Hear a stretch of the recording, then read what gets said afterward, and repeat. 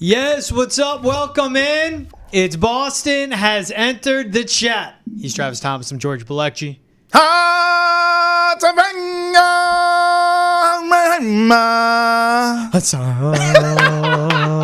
got it. You got it. We're in the PNC Bank studio. This is Boston has entered the chat. Or the jungle. Every time, I just don't know what you're going to do. And I was like, oh, Travis going quiet You today. like that one, though. The suspense got me. You like that one. You like the symbol one. You felt that one. Yeah. I saw you. Come on. I saw That's it. nostalgic for anybody. That brings it back. How we doing today, T? I'm good, man. It's funny. There's so much drama in sports, and only us can break it down. The two of us, there's no one better to break down all the drama than us. The drama. I like it. We got plenty more drama. So Amazon's coming out with a series called Face Off Inside the NHL. Yes. I'm very excited. The clips I saw just about Connor McDavid. Yep. Some clips went out. Jeremy Swayman is a hot topic as they followed the Bruins through the round 2 loss to the Panthers. So we'll talk about some quotes he has from that episode. Yep. We're going to keep going on this Davante Adams subject because we hear teams like the Saints he's interested in. They can't make it work. We had Mike Lombardi on Rush. He said the Saints won't happen. It should be the Jets.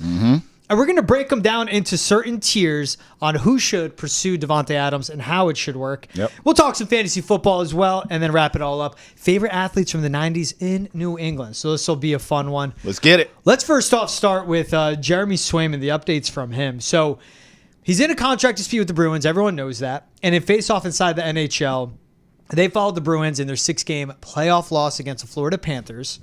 And there were even scenes of Jeremy Swayman talking about becoming a restricted free agent. One of the key quotes was, "I don't want it to end.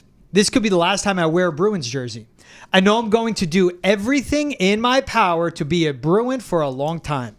As a kid growing up in Alaska, this was my wildest effing dream. I never wanted to end. I'm just so grateful that the sun's going to rise tomorrow and there's another opportunity to get better. Whatever I can do to help this team win, I know everything else will take care of itself." Yep.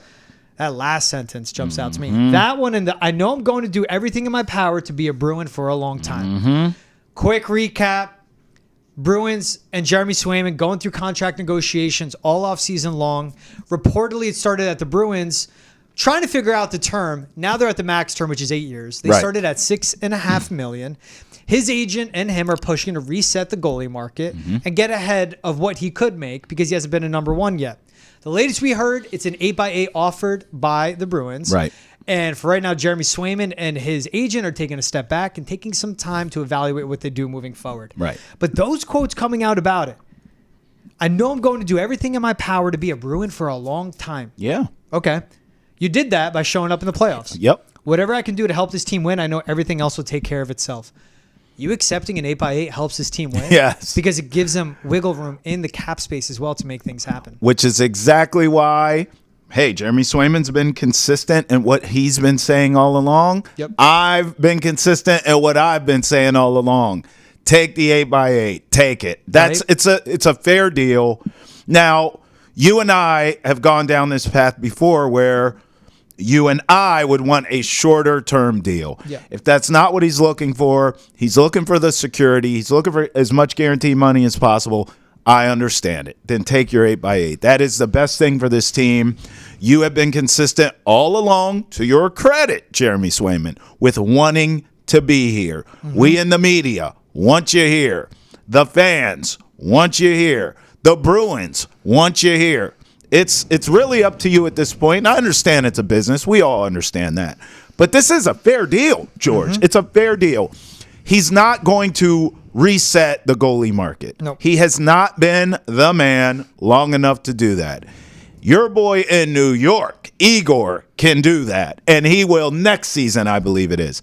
But Swayman's not at that stage of his career, in my opinion. Now, if he were, just for the sake of this conversation, to take the short-term deal like we're saying, we would, and he continues to play the way he has, and he has a chance to get paid in another 2 years, let's call it, okay, you've shown you can be the man. Maybe you can reset the market even after Igor. But before that, it ain't going to happen. I think the deal reportedly that the Bruins put in front of him is the best deal. I think he needs to sign it yesterday. I keep going back to, I'm going to do everything in my power to be a Bruin for a long time. They turned you in the playoffs. They turned you into the man. You were the best goalie in the entire postseason. Yes, putting up ridiculous numbers. That is you taking care of being a Bruin for a long time because they look at you and go, let's give them the max offer. That's right.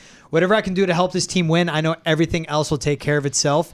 Whatever I can do to help this team win, period. Right there. Yep. You would have taken the 8x7.5. You should take the 8x8 right now. And look, this is on him and his agent, and maybe it's why they need a few days. All right, you're going to go 8x8. Awesome, $64 million. We want a player option after year 2 or 3. We want a no movement clause. We want a no trade clause. We want to control, and that's fine. Yeah. Because if I'm the Bruins and Jeremy Swayman brings a Stanley Cup to Boston within the next 2 to 3 years, Jeremy, opt out, go hit the open market. We'll see with cap space what we can make happen. Sure. So you either have this long-term security, or you're going to bet on yourself, and we have faith in you too. Right.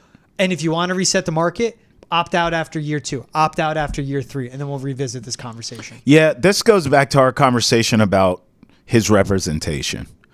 And I bring that up because if you have a high-profile agent, we'll call it, with a bunch of big-name clients in the league, right?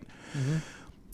I feel like, I don't know because I'm not a professional hockey player, but I feel as though an agent of that caliber is probably going to advise you best strategy long-term. Mm-hmm. They're going to have a strategy, period. They're going to say, hey, all right, look, what do you want? You give them the range you want, and they're going to say, well, listen, we can't get that for you long-term, big picture. That price tag's too much. You haven't done enough yet. However, if we go down a short-term deal, prove it for a couple years, you could be the man, stay healthy, blah, blah, blah. You continue to play at a high level. Then we can get what you're asking for and more later.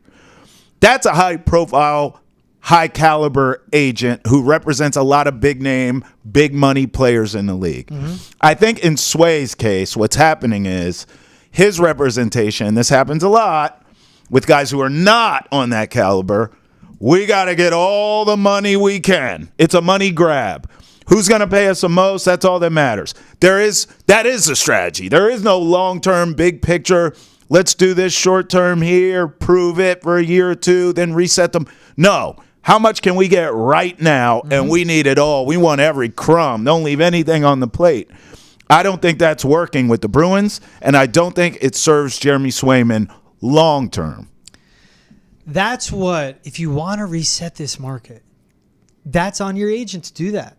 Like, figure it out with the contract. And that's why I think the best, I was big on bet on yourself, take a 2 or a 3 year deal and go from there. Take that long-term deal and go to the Bruins like, I want a player option. Yeah. Whatever. Negotiate other things within it. Just get in the building and get in at that number at 8 because that's what they need. I agree. What's also important in this is that Charlie Jacobs has said he's willing to spend to the cap.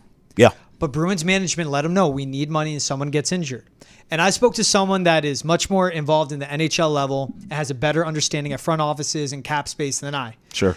And broke it down like this. The cap for the Bruins right now is $8.6 million. Yep. If they give them $8 million this year, they're obviously $600,000 under the cap. The cap is recalculated pretty much every day.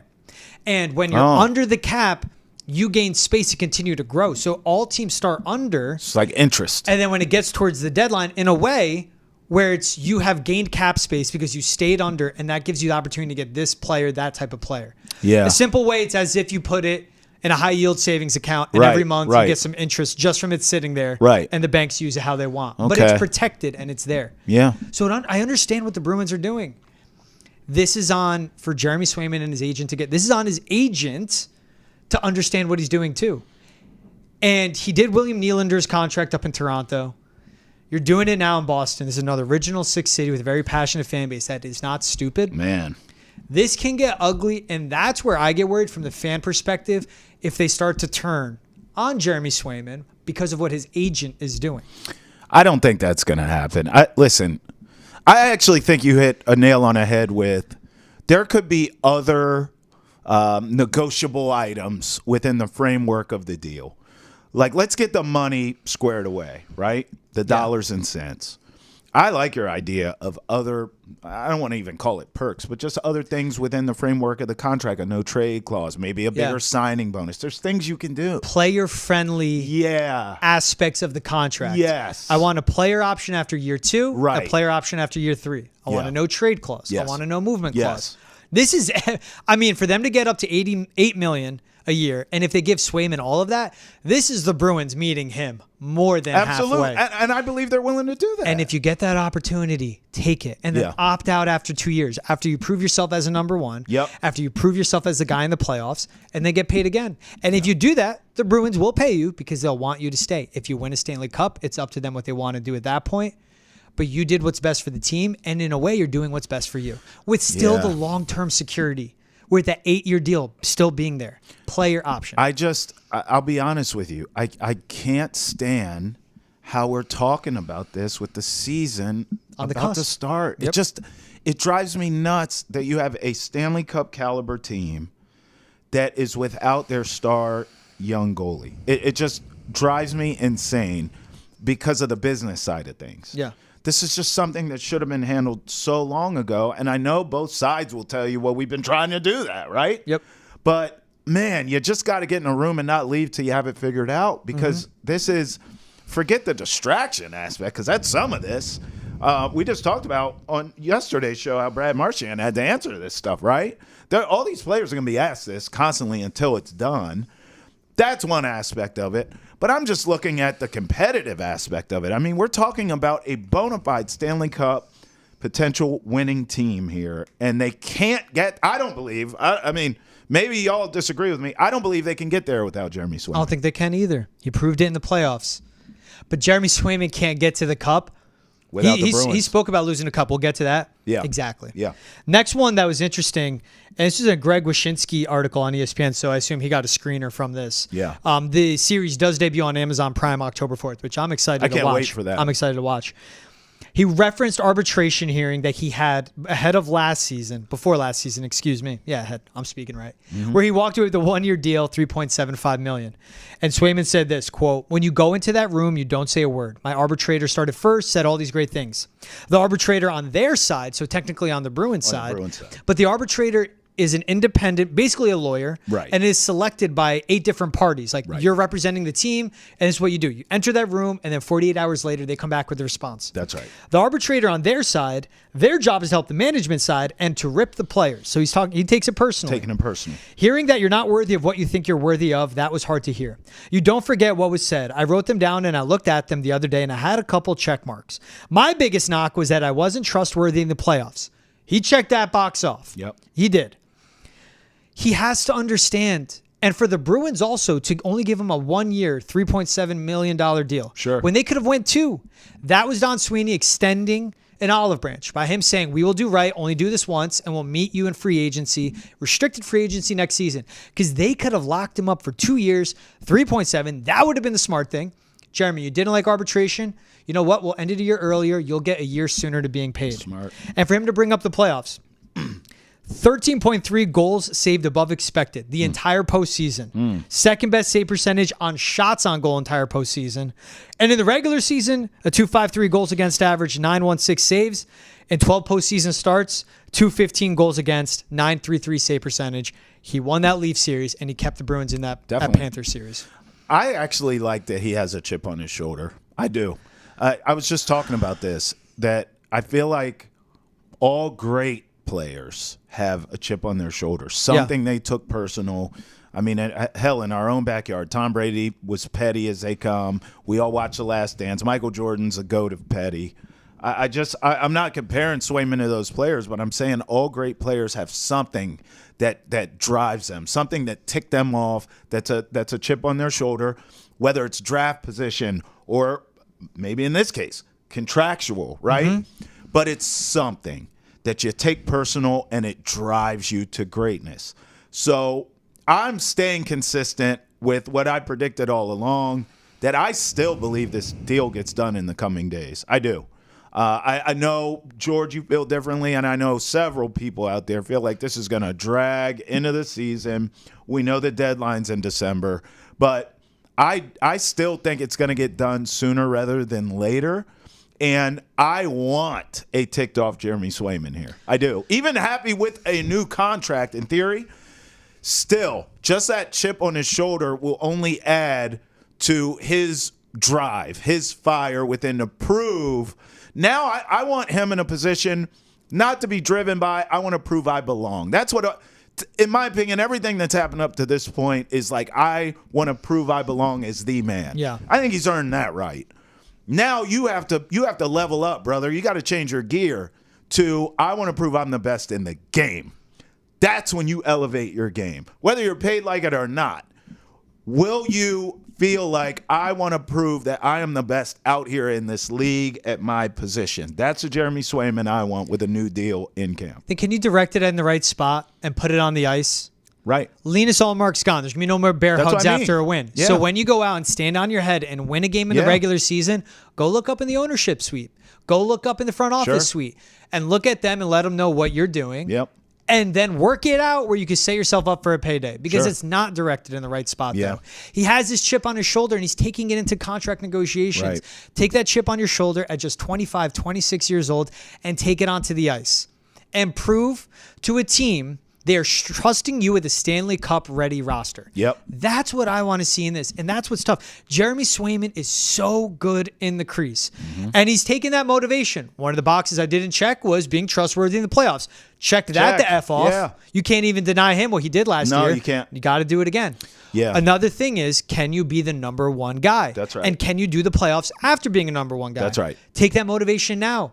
But the longer you wait and the less you're on the ice, it's going to affect your game. And that's where I get lost in all this. Yeah. And even I remember when Don Sweeney spoke about arbitration with Jeremy Swayman after last season, he was like, I just hope, it's tough. Never want to do that. You got to be 100% with them. And he goes, I hope you can separate the business from the personal side. The Bruins, in a way, were able to separate the two and go, we'll give you a 1 year. Like whatever his value he was stating. Yep. And then the arbitrator goes in and says, no, it's 3.4. They did that.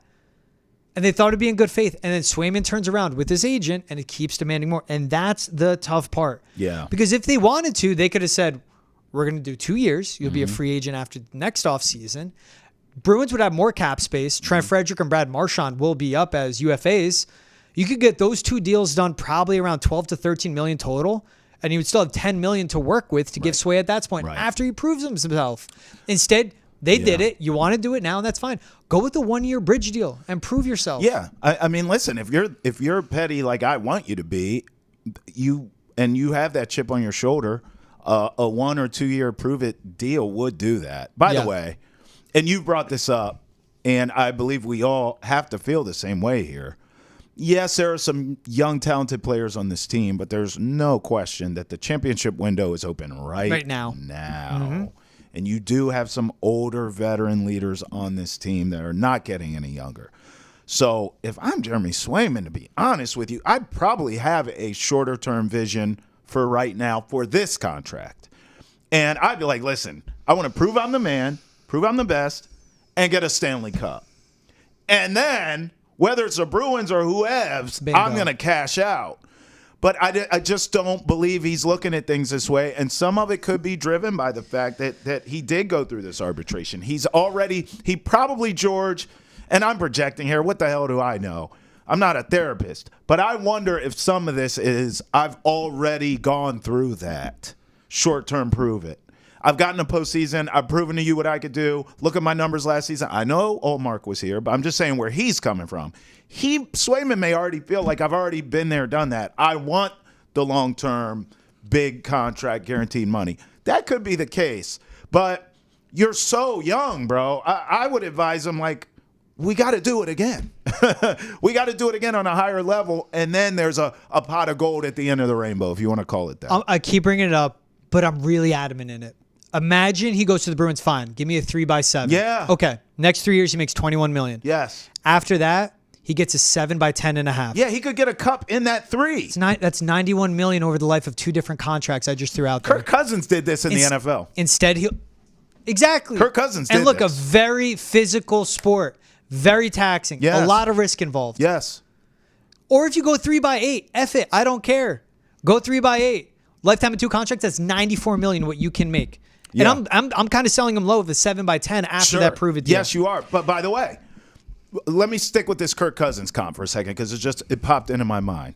So Cousins did this, sort of manipulating the caps and all that short-term deals. And now here's a gamble. We just saw the guy blow an Achilles, was it, right? Okay, so he didn't get hurt till much later in his career. So you are rolling the dice that you can stay healthy. I get it. It's gambling to a certain extent.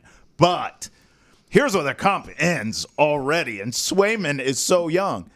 He's already performed in the postseason under the brightest lights. Once. Kirk Cousins has not. No, I'm just saying. I know. Kirk Cousins has. We've seen it more than. But if you're projecting, right? Yeah. We've seen Cousins over and over again come up short in the postseason. We saw Swayman once with his chance shine. So he's already ahead of him in that context. The one and he's done it once. Go ask the New Jersey Devils about Alex Schmidt. Who stole his series from the New York Rangers 2 years ago. And what has he been since? Nothing. Prove it again.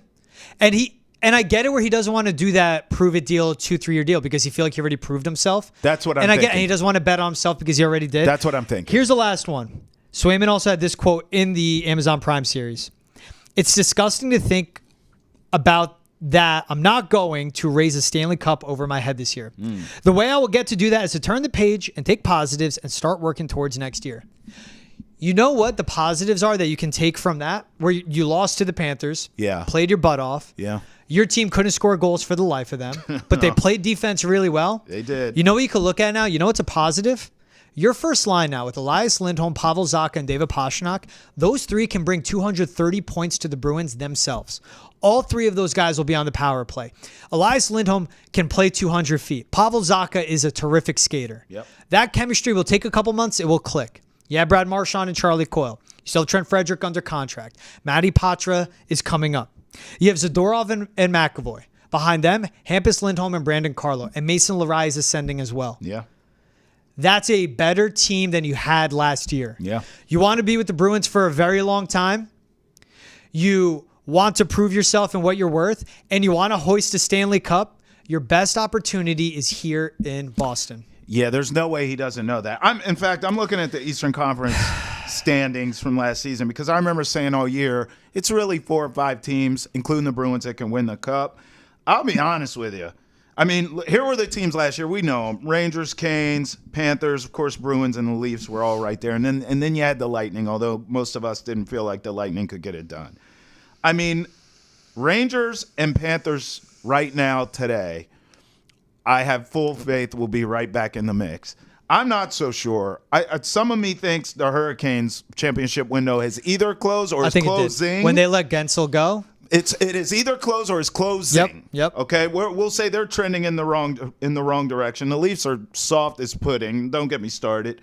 And then the Lightning are always there, but the Lightning are not getting any younger either.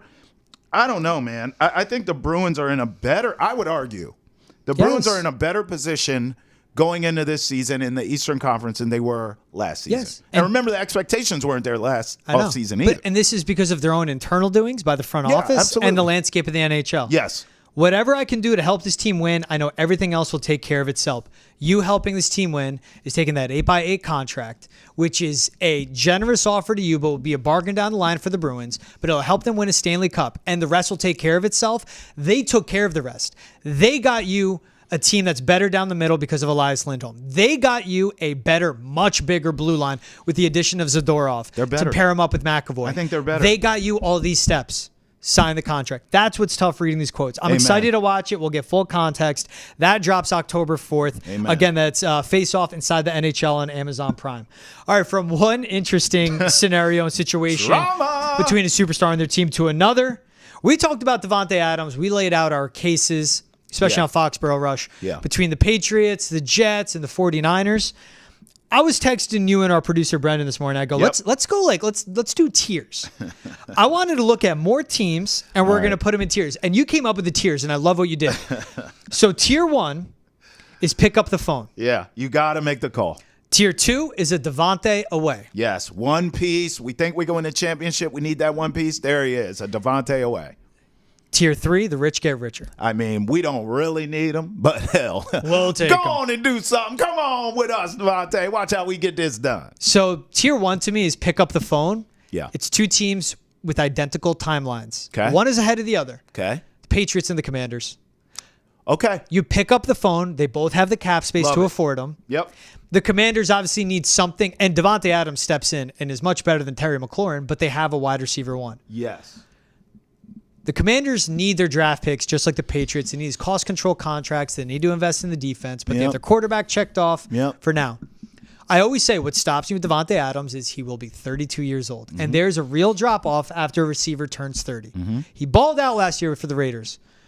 With whatever they had working at quarterback, he made it work. But I don't know if he can do it again.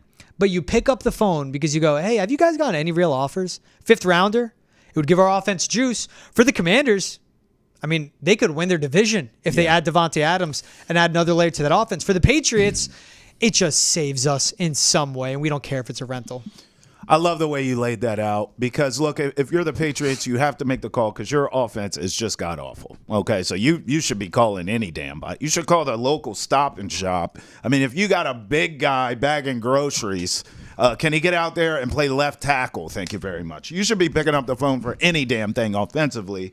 But more than likely, timeline as you laid out, Davante Adams, mileage and age and all that, it doesn't really match up with where the Patriots are. I love your Commanders idea. I do. And they not only should pick up the phone, they should really be aggressive in trying to get him because that timeline matches up much better in this sense. Yes, a young team. You mentioned Jaden Daniels. Terry McLaurin, not exactly old either. That's a young team with a new head coach, a new culture, all those things.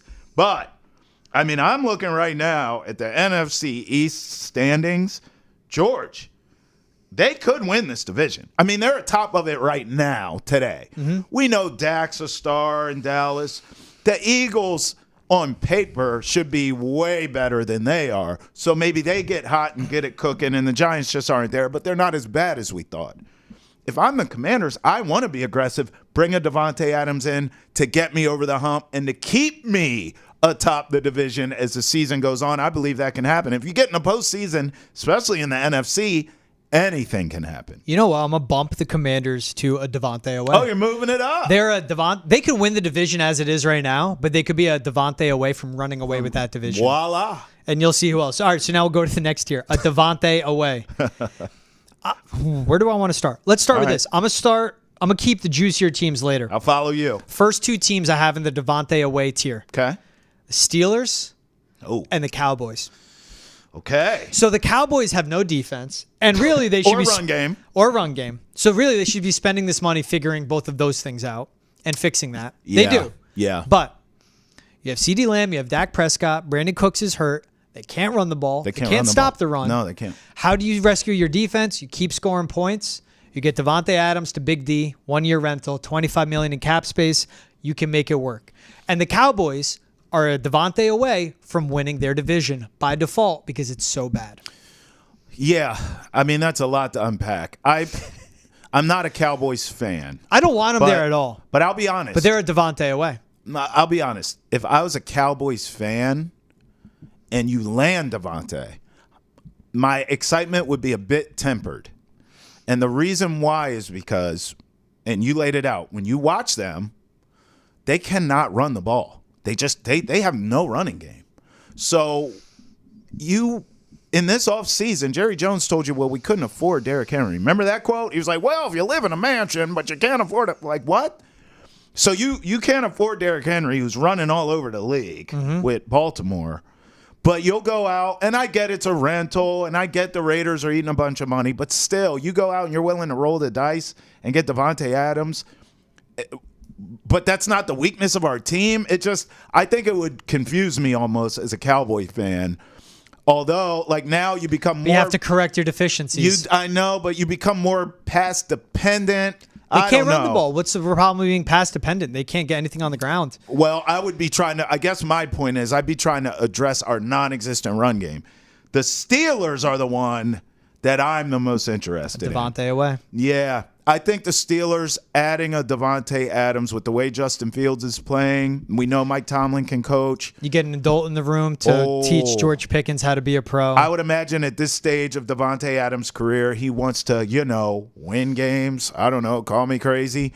I really like that Steelers fit. I think that's a great fit. You like these next two fits more. All right. So adding to the Davante away tier, the Bills and the Ravens. Yeah, they both make all the sense in the world. The Bills only have $3.1 million in cap space. Okay. So there would have to be a restructure. Yeah. And you go to the Raiders and go, we will give you more draft compensation. Right. You need to eat money. It will make this happen now.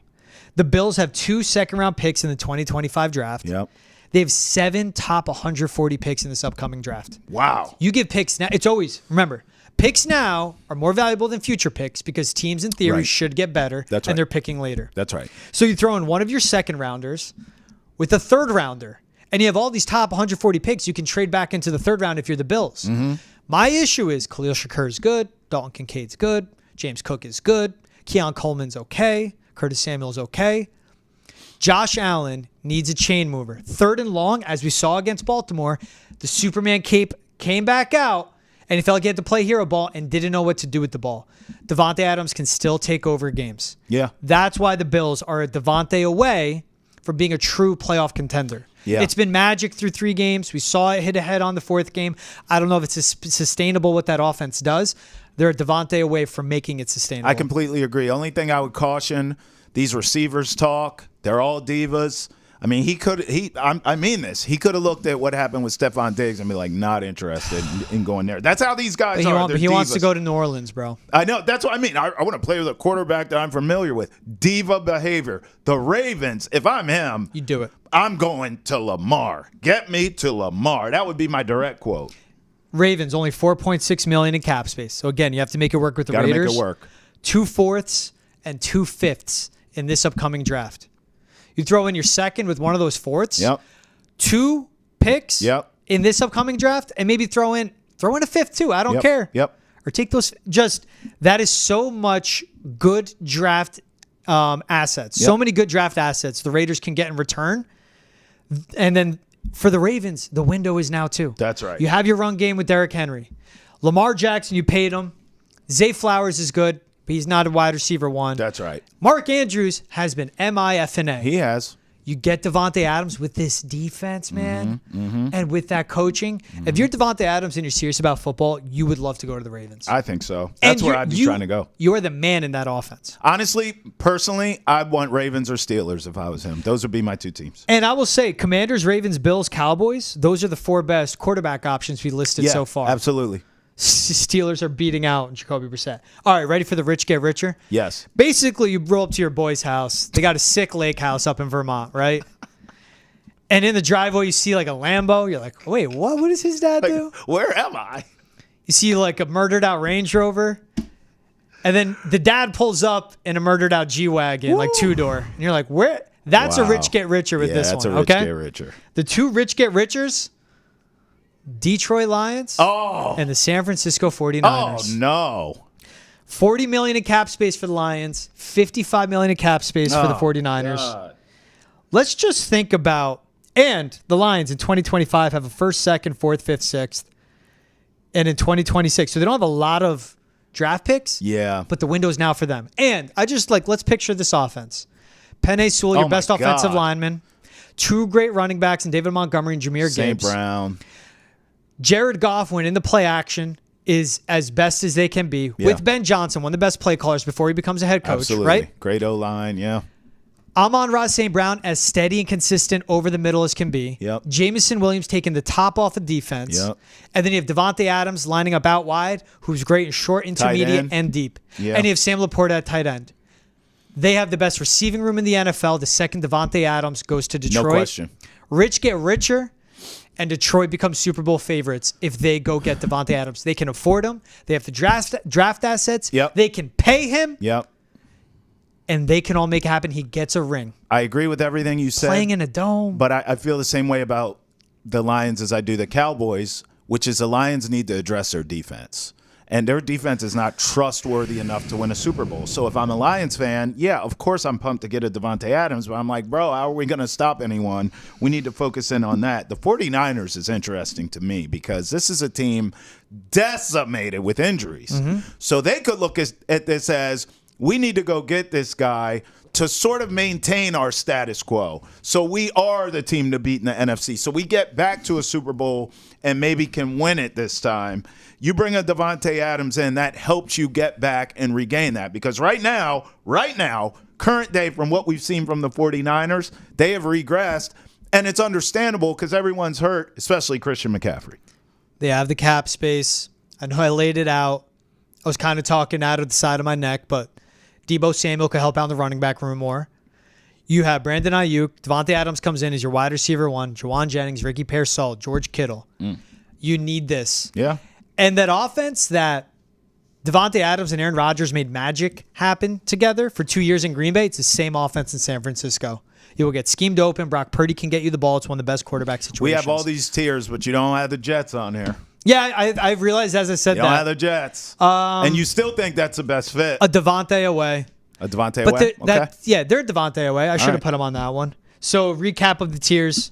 Pick up the phone, the Patriots and the Commanders. Hello? Very they different. hung up. Commanders he'd stay online for. Commanders would Patriots stay is up. hanging up. Patriots are hanging up. A Davante away, the Steelers and the Cowboys to make a step forward.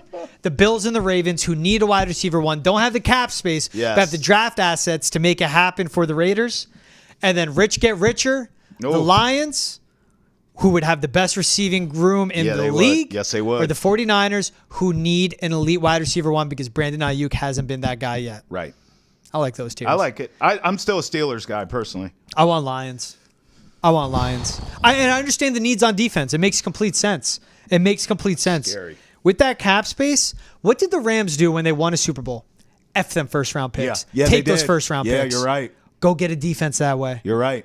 Go get a corner that way. They sure did. That's a great comp. Go that way. All right. Let's get into fantasy football, man. All right. How's your team doing? Well, No one cares. yeah, well, we've been battling What's your some record injuries. real quick? I'm 500. But Same. they've been battling injuries. Yeah. You know what I mean? There's one player in particular I no longer trust. We'll get into it. Let's go with a quick start 'em, sit 'em. Who do you got as a guy that Okay. you are starting this week if you got him? I'm starting. I'll give you two options. Personally, I went with Caleb Williams against Carolina. Caleb played better last week than he has really all season, and Carolina stinks. So I like Caleb in that spot. But another guy I couldn't believe to see on the waiver wire, so check your wire, Derek Carr. Derek Carr is putting up really good numbers this season. They play the Chiefs, and you say, well, why would you play him against the Chiefs? That's a great defense. It is. However, the Chiefs' offense, everyone's hurt.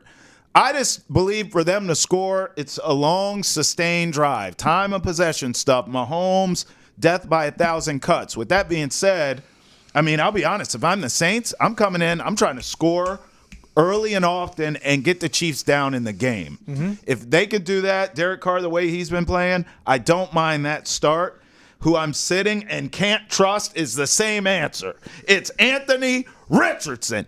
I wasted a high draft pick on you. I believed in you. You should be a fantasy god. I mean, you can run, you can throw, you can do it all. And even the way you've been throwing the ball this season, which is inaccurate as hell, you should be running. You should be getting me points, running yards, rushing touchdowns. You're not giving me either. Sit them and don't trust them.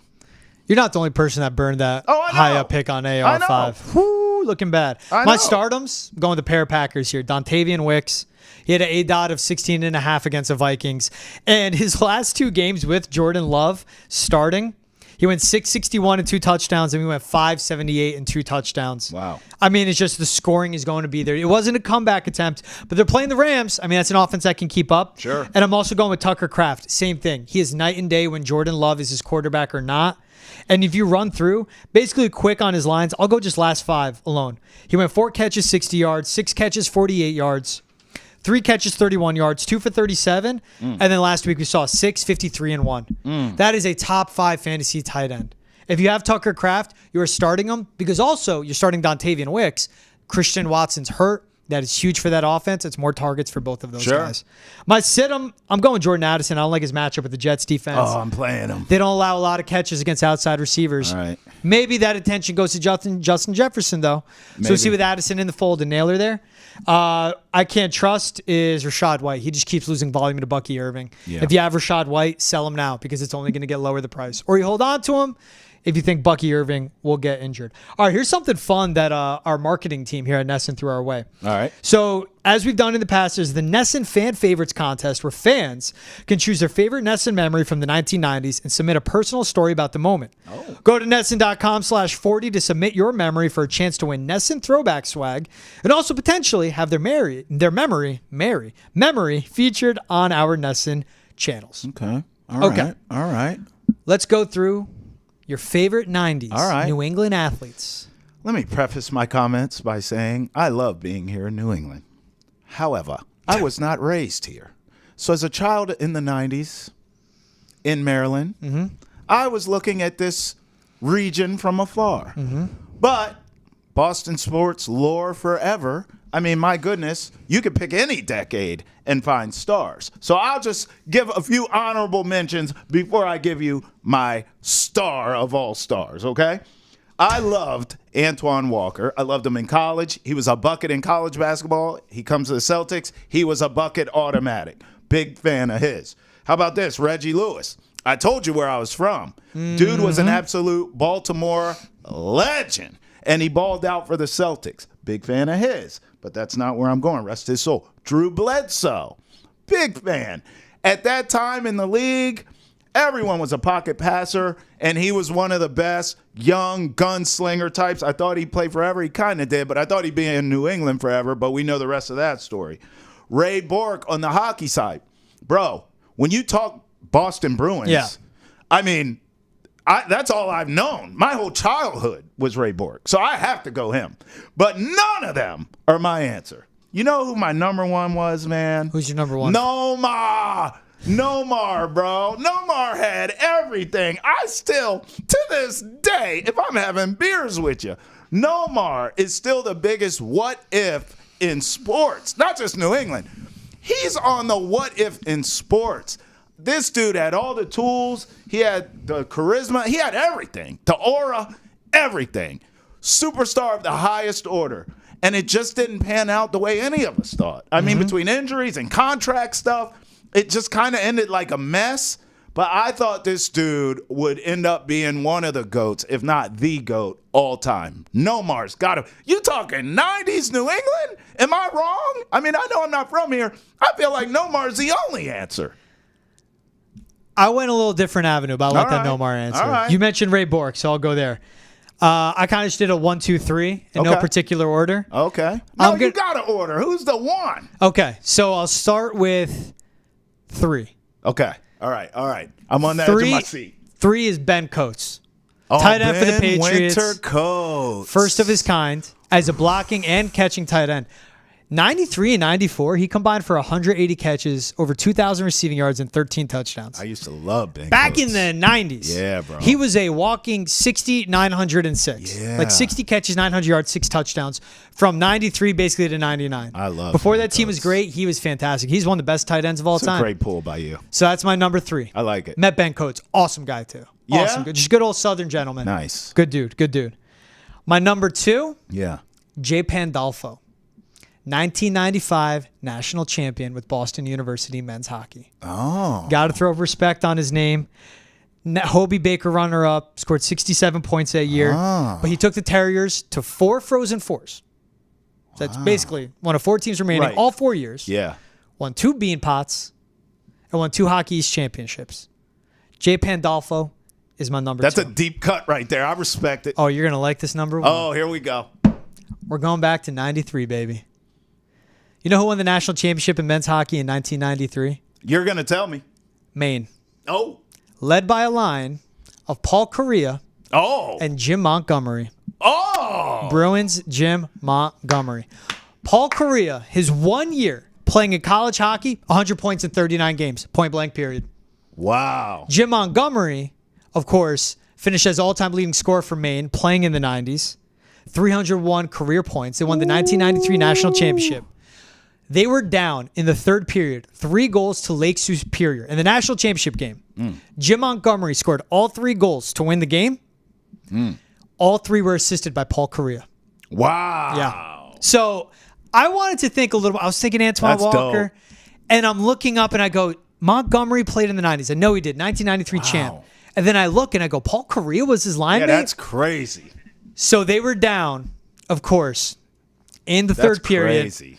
5-3, 4-2, excuse me. 4-2. All 3 goals from Jim Montgomery, Woo! all assisted by Paul Correa. I mean, they took over. It's like us. You know, a lot of these shows sometimes are going left, and I just look at George. He looks at me. Boom, we take over. Good money, baby. Paul Correa in his NHL career, 989 games, 989 points. He was a one point of my per favorite, game. One of my favorite players. Absurd. Awesome. And his 1 year in New England hockey at Maine, Yeah, that's crazy. 100 points, 39 games. Wow. And Jim Montgomery, national championship, man. Kudos to you. Hats off, sir. Tip Shout of out the to Jay cap. Pandolfo, 95-90. What an interesting time in Deep college cut. hockey. Deep cut. Hey, so make sure to check out Nesson Fan Favorite Contest, where fans can choose their favorite Nesson memory from the 90s and submit a personal story about the moment. Go to Nesson.com/40 to submit your memory for a chance to win Nesson throwback swag and potentially have your memory featured all throughout our Nesson channels. All right. He's Travis Thomas. I'm George Bilecki. This is Boston has entered the chat from the PNC Bank studio. We'll see you guys next time. Have a good one.